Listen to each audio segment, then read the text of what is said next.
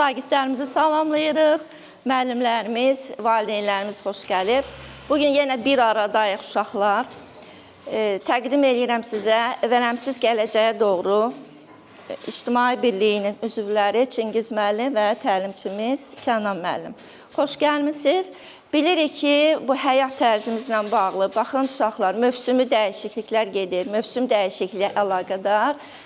Eyni zamanda müəyyən xəstəliklərin də baş alıb getdiyi bir dövrdür və bu günləri vərəmin profilaktikası, vərəmdən müdafiə ilə bağlı çox maraqlı bir seminar bizi gözləyir. Mən düşünürəm ki, həqiqətən də günümüz çox maraqlı seminarla keçəcək. Bu vərəm xəstəliyi ilə bağlı bir çox amillər elə bizim həyat tərzimizlə bağlıdır. Düşünürəm, bugünkü görüşdən biz özümüz üçün nələrisə götürəcəyik, bizim üçün daha maraqlı bir faktlarla öyrənəcəyik. Çox xahiş edirəm, görüş başlayandan təlimin ta sonuna qədər diqqətlə dinləyək. Ola bilər ki, sualınız olsun, suallarınızla müraciət edə bilərsiniz. İstər Çingiz müəllim, istərsə də Kənan müəllim sizin suallarınızı ətraflı cavablandıracaqlar. Xoş gəlmisiniz bir daha, buyurun, təqdimat sizindir. Çox sağ olun. Mən də öz növbəmdə Nigar xanım, sizin kollektivi təşəkkürümü bildirirəm. Eyni zamanda iştirak edən valideynlərə öz təşəkkürümü bildirirəm. Şagirdlərdir, bizim müəllimlərimiz hamımıza. Deməli, doğrudan da həddindən artıq çox böyük bir vacib məqama toxunacaq bugün. Əvvəla mən qısaca deyim təşkilatımız haqqında. Təşkilatımız dediyimiz kimi Vərəmsiz Gələcəyə Doğru adlanır. Nəyə görə vərəmsiz gələcəyə doğru? Çünki bilirsiniz ki, sual yarana bilər ki, çox xəstəliklər var, çox vacib xəstəliklər var ki, yəni vacib hansı kontekstdə, yəni qorxulu xəstəliklər var ki, onlar haqqında da danışmaq vacib olardı. Niyə məhz vərəmdən? Bəli, haqlı olarsınız. Belə sualı verəndə haqlı olarsınız. Nəyə görə? Çünki vaxtı ilə tarixə baxanda bilirik ki, dünyanı bir götürürük, dünya öz yerində. Azərbaycanda da orta əsrlərdən, qədim dövrlərdən ta günümüzə qədər, günümüzə deyəndə yəni yaxın gələcəyə qədər bəzən xəstəliklər olub, xüsusi təhlükəli infeksiyalar, taun, vəba, bunlar kəndləri viran qoyublar. O vaxt tibb inkişaf eləmədiyinə görə buna son qoymaq üçün insanlarla bir yerdə kəndləri yandırırdılar. Yəni çıxış yolu bu idi ki, xəstəlik yayılmasın, digər ərazilərə yayılmasın. Bunlar ildırım sürəti ilə gedən xəstəliklərdir. Eyni zamanda bu yaxınlarda COVID pandemiyasını yaşadıq. Yəni COVID-lə vərəm haqqında qısaca məlumatı lap iki cümlə ilə deyəcəm, fərqi nədədir? Ancaq ilk götürək. Yəni görürsünüzmü, COVID pandemiyası başlandı və demək olar ki, qısa bir müddətdə dünyanın bütün ölkələrini tutdu. Sual yaranır. Səbəb nədən ibarət idi? Yəni, başladı Çində, Uxan vilayətində və bir neçə ayın içərisində yaxın ölkələri tutdu, Hindistanı, Yaponiyanı və eləcə də bütün ərazilərə yayıldı. Və biz bir də onda ayıldıq ki, artıq Qız Qalasının yanında da bizdə COVID başlayır, yəni ki, şəhərin mərkəzində və keçici əks epidemik tədbirlər başladı. Maskalar taxılmağa, qapanmalar olmağa, yəni hamımız bunu yaşadıq, bilirik. Nəyə görə məhz vərəmin üzərində aksent edirik? Çünki vərəm hələ milyonlarla bundan əvvəl yaranıbdır, lakin kəşf olunmağı bu yaxınlarda kəşf olunub. Təlimçi ətraflı danışacaq o barədə. Mən üstündən qısaca keçirəm, məlumat olsun ki, nədən danışacağıq bugün. Yəni, vərəm infeksiyası sakit ölüm deyirlər buna, səssiz ölüm deyirlər. Yəni, nəyə görə? O qədər səssiz yayılır, o qədər asta-asta yayılır, lakin tutduğu yerdə möhkəm yapışır. Ona görə də indiyə qədər vərəm neçə əsrlərdir gəlir çıxır. Yəqin oxumusunuz, kinolarda görmüsünüz, fironların məqbərələrinə alimlər daxil olurlar və orada elmi işlər aparmaq üçün qazıntılar keçirirlər. Və onlar oradan çıxanda, gedəndə qeyri-adi, tanımadıqları bir xəstəliklə xəstələnirlər hamısı. Yəni, o vaxt vərəm kəşf olunmamışdı, bilinmirdi ki, vərəm adında bir xəstəlik var. Ancaq xəstəliyin əlamətləri göstərirdi, tez bir zamanda həyatı itirməyə gətirib çıxarırdı, insan ölürdü. Və ondan sonra artıq Alman alimi Robert Koch tərəfindən kəşf olunur vərəm çöpləri və insanlar bilirlər ki, insanın yaddaşına, insanın leksikonuna vərəm adlı söz daxil olur. Bax, indi mən danışıram. Ola bilər hansısa məqam sizi daha çox maraqlandırsın. Saxlamayın sualınızı, əlinizi qaldırın, sual verin. Biz yerindəcə cavablandıracağıq hamısını. Qısaca bir dənə onu da deyim ki, bizim bu tədbirlər deməli, qeyri-hökumət təşkilatları tərəfindən keçirilir. Bunlar hamısı layihə formasında təqdim olunur. Layihə qəbul olunarsa, əgər qalib gəlirsə təşkilat, dövlət tərəfindən o maliyyələşdirilir və ondan sonra bu tədbirlər ərsəyə gəlir. Yəni maliyyələşdirən milli donordur, qeyri-hökumət təşkilatlarına dövlət dəstəyi agentliyidir. Bu bizim Azərbaycanın milli donorudur. Artıq 4 ildir fəaliyyət göstərir və onun fəaliyyəti, onun funksiyası bax belə vətəndaş cəmiyyəti üçün, vətəndaşlar üçün vacib olan, lazım olan məqamları layihə formasında çatdırmaq və bununla da dövlətin müəyyən icra strukturlarına kömək etmək. Müəyyən icra strukturu, məsəl üçün biz tərəfdən götürəndə təbib və icbari tibbi sığorta əsas təbibdir, yəni səhiyyə sahəsidir. Yəni biz səhiyyə yönümlü QHT-yik. Azərbaycanda 4000-dən çox QHT var. Hərəsinin öz platforması, fəaliyyət məqsədi var. Yəni müxtəlif sahələrdə işləyirlər. Biz tibb sahəsində işləyirik. Yəni bizim profil budur. Eyni zamanda nəyə görə biz bugün sizinlə bu məktəbdəyik? Nəyə görə? Məsələn, Bakının 10 məktəbi seçilibdir. Bu artıq 4-cü məktəbdir biz qonaq gəlmişik şagirdlərə. Və bundan sonra da hələ yenə də 6 məktəbimiz var. Yəni nəyə görə biz buradayıq? Onu da qısaca deyim. Biz layihəni yazarkən araşdırma apardıq ki, 7 yaşından 17 yaşına qədər olan cavan uşaqlar arasında ən çox hansı rayonlardan vərəmlə xəstələnmə halları olubdur. Və biz həmin rayonların məktəblərini seçməli idik. Və onlardan Sabunçu rayonuna da gəldi, düşdü. Say göstəricisine görə, yəni bu bütün rayonu götürürük də, indi bu məktəbi demirik. Yəni rayonda xəstələnmə halları çoxdur. Deməli, biz gəlib burada, özünüz də görürsünüz, burada müalicə prosesi getmir, burada müayinə, rentgen üsulu getmir. Biz sadəcə olaraq köməyimizi necə çatdırırıq, yəni müalicə strukturlarına? Biz vərəm haqqında ətraflı məlumat verəcəyik sizə. Təlimçi Kənan müəllim, indi sizinlə danışanda görəcəksiniz. Yəni, bütün incəliklərə toxunacaq ki, yəni siz nəyə fikir verməlisiniz? Bu müalicə prosesi deyil, bizim bu danışımız. Müayinə prosesi deyil. Burada çətin tibbi terminlərdən biz danışmayacağıq. Biz sizin başa düşəcəyiniz dildə. Yəni, təqdimat auditoriya hesablanıbdır. Yəni, sizin yaş dövrünüzə uyğun olaraq, burada heç kəs həkim deyil, ona uyğun olaraq danışacağıq ki, siz bizi başa düşəsiniz. Və yenə də deyirəm, hörmətli valideynlər də, uşaqlar da, müəllimlər də, kim hansı məqamı anlamasa, bir dənə balaca söz də olsa, maraqlı gəlsə, əlinizi qaldırın, sual verin, biz onu izah edək. Biz onun üçün buradayıq. Nə lazım olsa deyin bizə. Beləliklə biz başlayaq. Mən daha çox giriş sözünü dedim. Yəni, yəqin ki, mənim bura qədər çıxışıma aid qaranlıq qalan heç nə qalmadı. Biz indi sözü verəcəyik bizim təlimçi yoldaşa və o ətraflı sizə danışacaq. Xahiş edirəm hər birinizdən. Diqqətlə qulaq asın. Əvvəl sual-cavabdan başlayarıq, sonra qutarandan sonra bir də sual-cavab edərik. Yəni, sual-cavab deyəndə bu, şagird müəllim formasında sual-cavab deyil. Yəni, tam açıq olun, bu imtahan deyil, bu bir şey. Sadəcə bizə maraqlıdır ki, biz öyrənək, bilək ki, siz hansı sahəni, məlumatımız hansı sahədə vərəmlə bağlı, tibblə bağlı zəifdir, biz onu biraz gücləndirək. Yəni, buna pre-test, post-test deyilik, bilirsiniz. Yəni, bu formada. Çox sağ olun, çünki mən də öz növbəmdə məktəbin rəhbər heyətini, əziz müəllimələr, şagirdlər, hər birinizi salamlayıram. Ümumi, arxa cərgə səsimi yaxşı eşidir, mikrofona ehtiyac var, yoxsa eşidirsiniz? Ümumi bir sualdan başlayaq, bir məlumat alaq. Kimin məlumatı var? Ümumi vərəm haqqında. Yəni, utanmayın, çəkinməyin, sərbəst olun. Vərəm deyəndə kim nə başa düşür? Vərəm dedikdə, əsasən hərarətin əksindən artıq belə çox hərarətin qalxması, sonra necə deyim, gün içərisində belə qripi xəstəliklərin belə, necə deyim, hər nəsə də hərarətin qalxması bir sözlə, qızdırma. Başqa nə müşahidə, burundan bəlğənlə qan gəlməsi ağızdan, sonra nə deyə bilərik, həddindən artıq belə öskürəklərin davamlı gəlməsi, davamlı öskürmək və s. Yəni, vərəm deyildə mən belə başa düşürəm ki, insanlar özlərini evdə karantin altına alırlar. Vərəm deyildə vaxt keçdikcə insan öz-özünə ölür. Yəni, öksürəndə insanın boğazından qan gəlir, məsələn.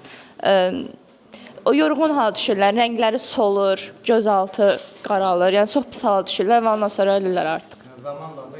Zamanla insan ölür. Cingil müəllim də dediyi kimi, bugünkü məkanımız şagirdlərlə bağlıdır. Niyə biz şagirdləri seçmişik? Çünki siz şagirdlər də bu yaşda xəstəliklə bağlı məlumatlı olsanız, gələcəkdə sizlərə çox kömək olmuş olar.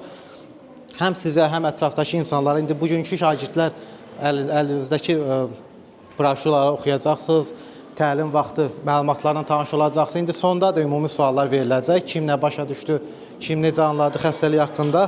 Xəstəlik ağciyər vərəmi haqqında olacaq. Xəstəliyin yoluxmasından, xəstəlikdən sağalmadan, xəstəlikdən qorunmadan ümumi məlumat veriləcək.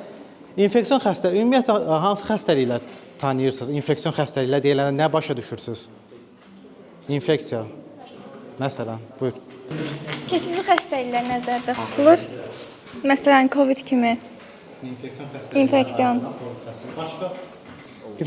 İnfeksion xəstəliklər dedikdə, infeksiya dediyimiz şeyi yaxşı başa düşmək lazımdır. İnfeksiyaya yaradan şeylər bakteriyalardır. Bakteriyalar üçün ən yaxşı yer nəm və nisbətən isti olan bir yerdir. İndi bunun üçün də bu infeksiya xəstəlikləri dedikdə, məsəl üçün qanla bulaşan infeksiyon xəstəlikləri və ya hava yolu ilə bulaşan infeksiyon xəstəliklərini demək, başa düşmək olar. Diqqətlə mənə qulaq asın. Vərəm, yoldaşımız düz dedi, hava damcı yolundan yayılan prosesdir. Yəni ki, mən danışıram, əgər mən aktiv vərəmhəmsə, məndən çıxan hava damcılarında, havadan asılmış damcılar olur, biz onu görmürük və o danışdıqca sizin ciyərlərə daxil olur və xəstələnmə ötürülür belə. Yəni bu belə.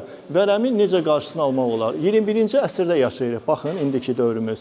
İnformatika dövrüdür, kosmos dövrüdür. Yəni belə. Vərəmsə dedik ki, zəif bakterial xəstəlikdir. Yəni zəif o mənadadır ki, ona tutulmaq, yoluxmaq zəifdir. Lakin ona yoluxandan sonra o xəstəliyi sağaltmaq çətin olur. Nəyə görə vərəmin qarşısını necə almaq olar? Qısa və konkret deyimlə. 21-ci əsrdir.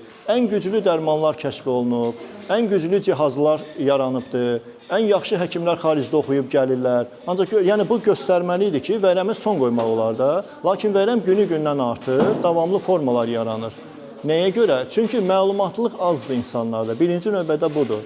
Əgər məlumatlı deyilsə insan, yoluxmanı ötürür bir-birinə və onun qarşısını heç bir həkim almaq iqtidarında deyil. Birinci yayılmanın qarşısını almaq lazımdır, qapalı mühit yaratmaq lazımdır və orada o xəstəliyi sağaltmaq lazımdır. Yəni tibbi taktika belə götürülür. Əgər arta-arta yoluxma gedirsə, bu heç bir sağalmadan söhbət gedə bilmir. Birini burada sağaldırsan, digər orada yoluxur. O birisini yoluxdurursan, bunu sağaldır. Yəni bu şahmat oyunu kimi gedir. Ona görə birinci növbə və onu da nəzərdə saxlamaq lazımdır ki, hər yoluxan xəstələnmir. Bu detalları necə lazımdır bilmək üçün indi siz təlimçiyə qulaq asın. Orada hamısını izah eləyəcək. Biz bunların hamısını slaydlara salmışıq və həmin sualların cavabları slaydlarda var. Ona görə mən indi buradan danışsam sizə tam maraqsız olacaq. Ancaq yeri çatanda, həmin slayd çatanda görəcəksiniz, yenə sualınızı verəcəksiniz. Misal üçün, viruslu xəstəlik, COVID, bu virus, qrip virusa aiddir. Bakterioloji xəstəlik, hal-hazırdakı bizim mövzu. Yəni, vərəm bakterioloji xəstəliyə aiddir. Parazitlər və göbələklər. Göbələklər dəri xəstəlikləri, parazitlər isə qurdlar və s. Ağciyər vərəminə danışacağıq. Bunun qorunması, gigiyena, vaksinasiya və ən əsası maariflənmə. Bir sual verə bilərsiniz ki, bəs niyə bu sürətlə yayılan COVID-in qarşısını ala bildilər, amma vərəmi indiyən qədər qarşısını ala bilmədilər? Bunu da slaydlarda cavabını da deyəcəyik.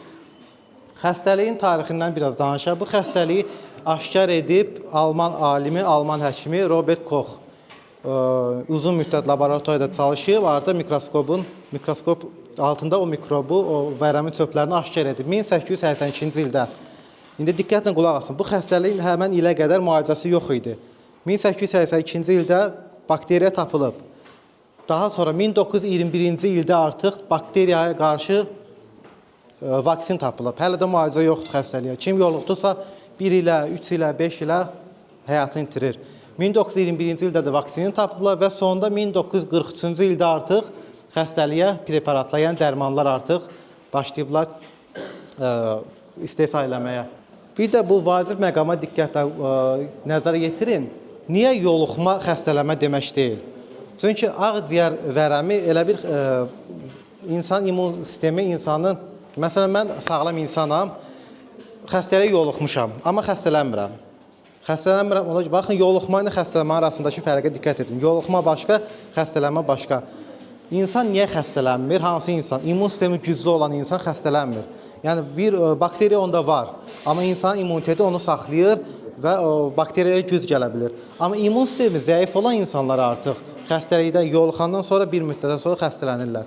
Zəif insanlar da kimlərdir? Siqaret çəkənlər, alkoqol qəbul edənlər, daha sonra narkotik istifadə edənlər, xəstəliyi olan, yəni immun sistemi daha zəif olan insanlar artıq daha tez xəstələnirlər. Gənclər və vərəm, siz gənclər də bu yaşda bu məlumatı indi sonda sorğu-sual olacaq. Görək kim necə öyrənib, kim nə başa düşüb bizim mövzudan. Bizə vacib olan budur. Çünki siz gəncsiniz, yəni bu yaşda bu xəstəlik haqqında məlumat olmağınız sizə gələcəkdə çox kömək etmiş olar. Azərbaycanın digər bölgələrində də təlimlərimiz olub, vərəm xəstəxanalarında olub, ailə qadın uşaq mərkəzlərində olub. Yəni bir çox yerlərdə bizim təlimlərimiz olub, maarifləndirmə işlərimiz olub. Vərəm və sosial stereotiplər. Vərəm haqqında bəzən deyirlər, bu xəstəlik yalnız kasıblarda olur, yalnız kasıblar bu xəstəliyə yoluxur, amma varlılar bu xəstəlikdən ümumiyyətlə yoluxmur. Bəzən də bununla misal gətirirlər ki, varlılar daha yaxşı qidalanır, daha güclü olur, kasıblar isə varlıya nisbətən daha zəif şəraitdə yaşayırlar, daha zəif qidalanırlar. Amma bu düzgün düşüncə deyil, çünki bu xəstəlik hər insanda ola bilər, hər insana yoluxa bilər və xəstələndirə bilər. Bir misal da gətirim sizə. Bizim Azərbaycanlı bir milyonçu olub, Murtuza Muxtarov, bəlkə adını eşitmişsiniz. Onun oğlu gənc yaşında Fransada təhsil aldığı müddətdə vərəm xəstəliyinə yoluxur. O vaxt isə vərəm xəstəliyinin heç bir müalicəsi olmur. Yəni təsəvvür edin, milyonçunun oğlu xəstəlikdən həyatını itirir, gənc yaşında. Yəni o düşüncə düzgün bir düşüncə deyil. Bu xəstəlik hər kəsdə ola bilər. Zəhmət olmasa, ay xanım, sən qalx ayağa biləyim. Rengin nə deməkdir? Rengin, yəni orqanlarımızı yoxlamaq üçün, yəni Vərəmdə rengin lazımdır, lazımdır. Lazım deyil. Əyləş. Yox, sən çox sual verdin. Sən dənə qarşı. Rengin lazımdır. Öz fikri verin. Yəqin ki, olar da. Rentgen insanın orqanlarını yoxlamaq üçün də.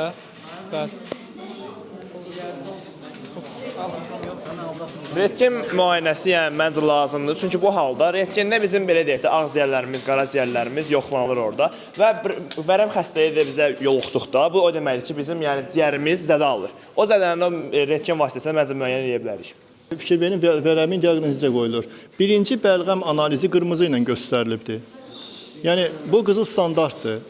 Rengin, vərəmdə rengin deməli İkinci növbədə götürülür. Nəyə görə? Əvvəllər, bəli, əvvəl rentgenlə baxılırdı. Yəni fərqini deyəcəm. İkisi də müayinə metodudur. İkisi də güclü müayinə metodudur və ikisi də vərəmdə, bəli, əsas açar metodlardan biridir. Ancaq seçim həmişə bəlğəmin üzərində qurulur. Nəyə görə? Bunu deyin, bilin. Çox adam deyir ki, mən getdim rentgenə düşdüm, məndə təmiz ciyərlər, məndə bəlğəm yoxdur. Bu kökündən yanlış fikirdir. Rentgen ağciyərlərdə bəlğəmi o zaman görür ki, ağciyərin özündə struktur dəyişiklik edir. Yəni ciyər dağılmağa başlayır. Və ciyər o zaman dağılmağa başlayır ki, 6 aydan çox vərəm çöpü onu başlayır, onu məhv eləməyə. Yəni deməli, insan 6 ay öncədən xəstələnib, aylar keçir üstündən, ciyərdə parçalanma başlayır və rentgen onda görəcək onu. Yəni daxil olan şüalar ancaq onda görür. Ancaq bizə o sərf eləmir. O 6 ay düzə xəstədir. Deməli, yoluxdura gedir kimisə. Ancaq bəlğəm analizi, bayaq dedi, Kənan müəllim dedi, simptomlar görsənəndə öskürək, zəiflik, sinədə ağrılar, gecələr tərləmə, iştahsızlıq, bunların hamısı varsa, bu simptomlar görsənən zaman birinci növbədə hər bir adam özündə bilməlidir ki, mən gedib bir yoxlanım da.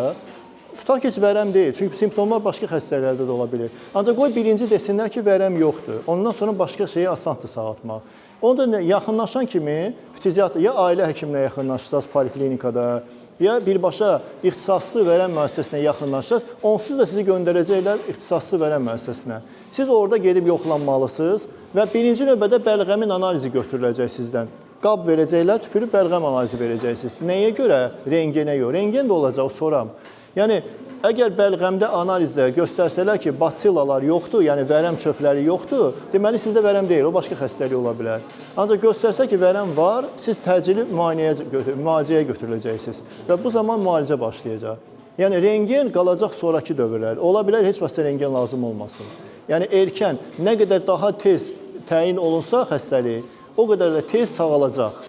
Müalicə və müalicəyə sadiqlik. Ümumi bir sual verim. Vərəm xəstəliyi tam sağalırmı? Sizdə yox. Buyur, ver, amma qısa cavab ver ki, sən çox deyirsən. Vərəm xəstəliyi vərəm xəstəliyini sən müalicə edə bilirsən. Amma axırda o sənin ağciyərlərində zədə buraxır və o zədə sən həyat boyunca davam edir. Son sağalmağa çalışsan belə o xəstəlik yəni səndə qalır. Sağalmaq istəsən də belə xəstə insanlar. Başqa cavab buyur. Mənə sual verdiniz ki, vərəm müalicədən, yəni tam müalicə olunduqdan sonra hələ də qala bilərmi? Hələ də bir xəstə... Aha. Aha. Belə deyək də, yəni bir qırılmış stəkanı nəzərdə tutaq. O fincanı biz nə qədər düzəltsək də, o əvvəlki vəziyyətinə ala bilməz. Vərəm də belə deyək də, vərəm də xəstə bir vərəm insan, uzun müddətli vərəmə yoluxmuş bir insan nə qədər müalicə etsən də, o hələ də tam sağala bilər. Amma belə deyim də, öz xəsarətlərini, necə deyim, öz ziyanlarını saxlayacaq özündə. Xəsarətləri qalacaq yəni. Tam sağalma ola bilməz məncə. Cavablardan belə başa düşdüm ki, yəni sağalan bir xəstəlik deyil. Diqqətlə qulaq asın. Vərəmin müalicəsi indiki dövrümüzdə var. Yəni bu xəstəlik tam sağalan bir xəstəlikdir. Vərəmin, yəni diqqətlə qulaq asın. Kimsə də vərəm, bizim ölkədə elə bir stigma var. Stigma nədir? Əsası davğalanma. Kimsə də vərəm xəstəsi eşidəndə, tanıyanda həmən insandan qaçırlar. Səbəbini də soruşursan, cavab verib. Yox, vərəmdir, ondan qaçın, onun stəkanını ayırın, paltarını ayırın. Bu çox yanlış bir düşüncədir. Hətta müalicə alan şəxsi belə müalicədən yayındırırlar. O insan xəstəxananın yolunu belə dəyişir, xəstəxanaya getmək istəmir. Yəni diqqətlə yadınıza saxlayın. Bu xəstəlik tam sağalan bir xəstəlik idi. O halda ki, müalicəni tam eləyəsiniz. Yəni qrip kimi bir həftəyə 10 günə sağalmır təbii ki.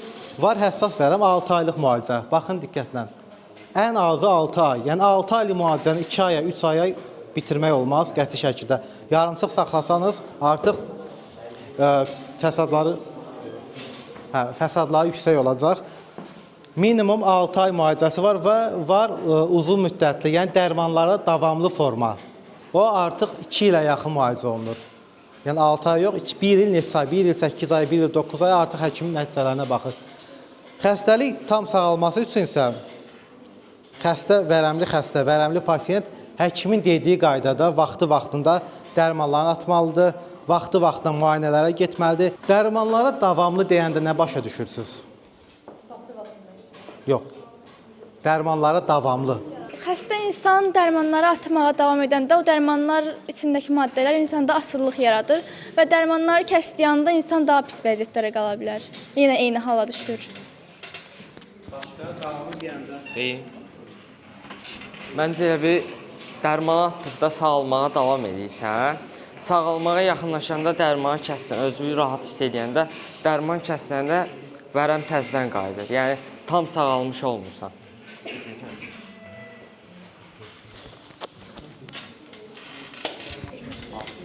Dərmanların bizdə asıllıq yaratmaması üçün ilk öncə bizim baş həkimimizin, yəni bizə uyğun verdiyi müalicəyə uyğun düzgün aparmalıyıq. Yəni müalicə düzgün aparılmalıdır. Təbii ki, bu bizə asıllıq yaradar. Yəni mən belə düşünürəm. Sonra qlobal səviyyədə belə fikirləşdikdə artmamalıdır da, yəni asıllıq. Ona görə də bu səbəb. Sual qoyuldu ki, davamlılıq necə yaranır? Davamlı bilirsiniz nədir? Tibbdə var həssaslıq, var davamlılıq. Həssaslıq dərmanın məhv etmə qabiliyyətidir. Yəni vərəm çöplərini məhv edə bilir. Davamlısa məhv edə bilmir. Yəni mikrob dərmana davamlılıq qazanır. Yəni o dərman onu öldürmür, əksinə qidalandırır onu. Başa düşün, davamlılıq budur. Asıllıq başqa şeydir. Yəni səhv salmayın. Asıllıq narkotiklərdən asıllıq olur. Yəni bu başqa QHT-nin mövzusudur. Biz ona danışmayacağıq. Bizə vərəmlə danışırıq. Yəni ona görə vərəm dərmanlarına qarşı davamlı olmaq, deməli arada hardasa o vaxt buraxıbdır. Yəni tutaq həkim ona deyib ki, 1 ay müddətinə 6 dərman içiləcək. Gündə, hər gün içiləcək. Bu götürür, məsələn, 2 həftə içəndən sonra simptomlar itir. Bu elə bilir, vərəmdə belə bir hal var. Bütün simptomlar itir, bizi kimi olur həmin adam. O elə bilir, daha sağaldı, içməyə bilər. Yəni, müsəlman yanaşma metodu.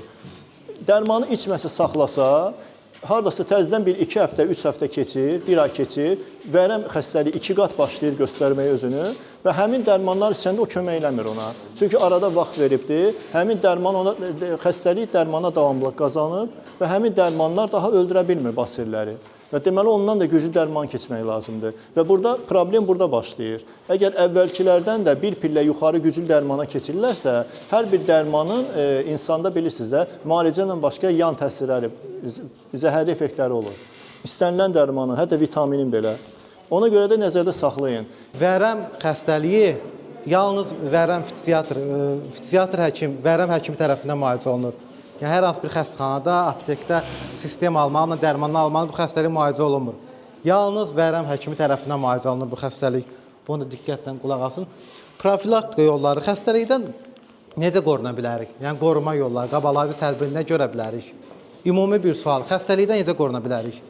Vərəm xəstəliyindən necə qoruna bilərik? İlk öncə yanımızdakı insan, yəni vərəmdirsə, yəni belə deyək də, öskürürsə, onda vərəmə yoluxmasına aid xüsusiyyətləri varsa, ondan uzaq olmalıyıq. Sonra vərəm olan insanın, məsələn evimizdə vərəm olan insan varsa, indi belə deyək, həmin insanın otağının havasını vaxtı-vaxtında dəyişməliyik, tez-tez dəyişməliyik. Sonra insanların öskürən insanın ümumiyyətlə bizə yaxın durmasına imkan verməli deyilik, bizdən uzaq olmalıdır. Xəstəliklərdən necə qoruna bilərəm? Xəstəliklərdən sağlam qida qəbul edə bilərəm. Ondan sonra xəstə olan insanlardan biraz məsafəli olmalıyam. Bu qədər. Təmizliyə riayət eləməliyik. Peyvənd vurulma, bəli. Və risk qrupları dedikdə nə başa düşürük? Risk qrupları, yəni xəstəliyə daha həssas olan insanlar. Bunlar kimlər ola bilər? Buyur. İmmuniteti zəif olan və hətta nikotindən istifadə edən insanlar. Başqa, daha çox deyirlər də, yaşlılar da tez-tez tutur. Başqa, yəni. Xəstəliyi olan insanlar, belə deyim, həbsxana işçiləridir, daha doğrusu həbsxanada cəza çəkən insanlardır, vərəm xəstəxanasında çalışan insanlardır, siqaret çəkən, alkoqol istifadə edən və narkotikdən çoxlu istifadə edən insanlar, bunlar artıq risk qruplarına aiddir. Yəni, bunlar daha tez xəstəliyə yoluxub və daha tez xəstəlikdən xəstələnə bilərlər. Bu gün nə öyrənir? Vərəmdən qorunma yolları. Məsələn,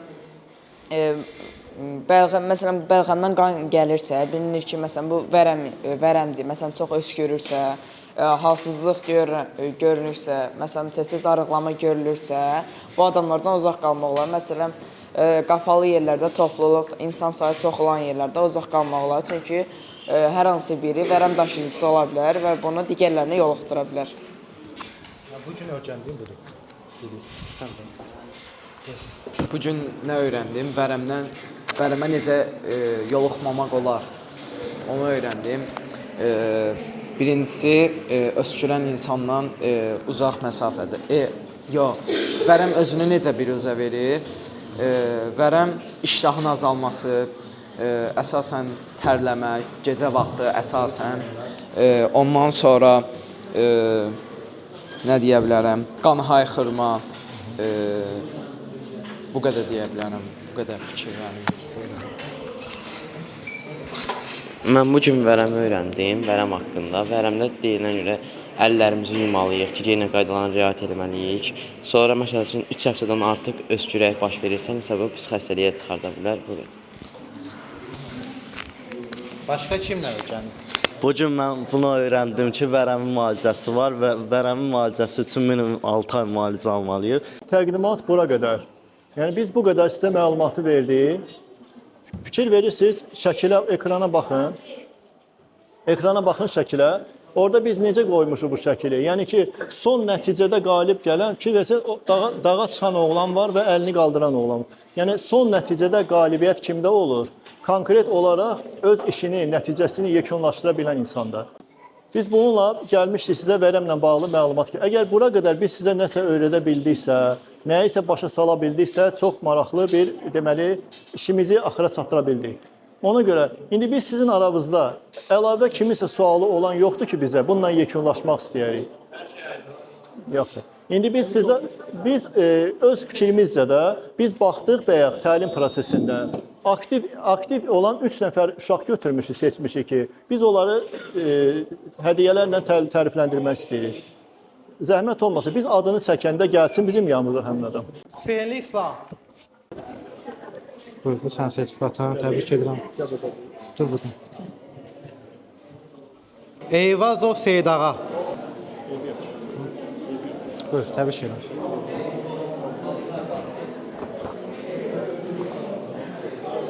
Hüseynli Zeynəb. Buyur Zeynəb. Təbrik edirik.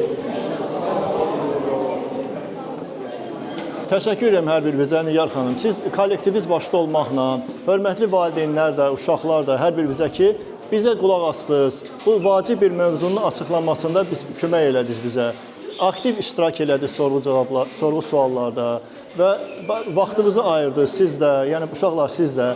Hər birinizə təşəkkür edirik və ümid edirik ki, bizim burada dediklərimizdən, sizin də öyrəndiklərinizdən gələcəkdə siz özünüz də qərar çıxaracaqsınız və nəticələrinizə əsasən yaxınlığınızda olan insanlar da, yəni düzgün məlumat vərəm haqqında bu vacib məlumatları çatdırmaqda hamınız səy göstərəcəksiniz. Yəni çünki yenə deyirəm, bayaq müəllimimizin dediyi kimi, yəni məlumatlı olmaq güclü olmaq deməkdir. Xəstəliyə qalib gəlmək üçün hər hansı bir xəstəliyə dəxli yoxdur vərəm. Ümumiyyətlə hər hansı bir xəstəliyə qalib gəlmək üçün birinci növbədə dərman yox, birinci növbədə ona düzgün başa düşmək lazımdır. Yəni xəstəlik nədir, necə gəlir? Adicə fikir verin. Tutab məsəl üçün müharibə aparan iki dövlətdir. İndi bu zəmində görə də insanla xəstəliyi götürəyin. Müharibə aparan iki dövlətdə vacib deyil silahla, avtomatla, güllə ilə gedib qalib gələsən. O əsasdır, ancaq tək o vacib deyil. Bilmək lazımdır, düşmənin bilmək lazımdır ki, hansı qüvvəsi var, düşmən hansı üsullarla hücuma keçir. Biz bunları bilməsək, düşmənə qalib gələ bilmirik. Ona görə də vərəm də belədir, o bizim düşməndir. Yəni ona görə onunla mübarizə aparmaq üçün onu tanımaq, onun yollarını bilmək lazımdır və əminik ki, biz sizə kömək elə bildik bu sahədə. Təşəkkür edirik, çox sağ olun hər birinizə. Sağ olun. Təşəkkür edirik. Əfsanlı təlim. Sağ olun, sağ olun, sağ olun.